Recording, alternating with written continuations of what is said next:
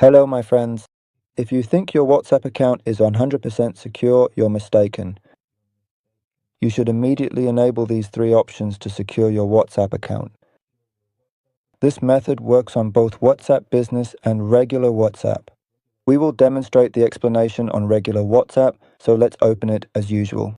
Next, you will want to tap on these three dots from this particular spot. Then, you can proceed directly to the Settings menu. If your phone is an Apple iPhone device, you will typically find an easily recognizable icon here with the word Settings clearly written underneath it. Please tap on it to proceed.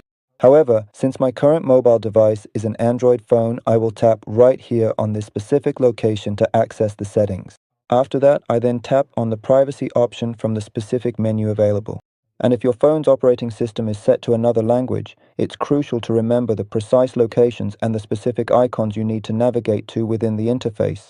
For instance, I personally tap right here on this particular section. Subsequently, I carefully scroll all the way down through the various options until I successfully locate and identify this specific option. As you can clearly observe on the screen, we then proceed to tap directly on it to continue with the process.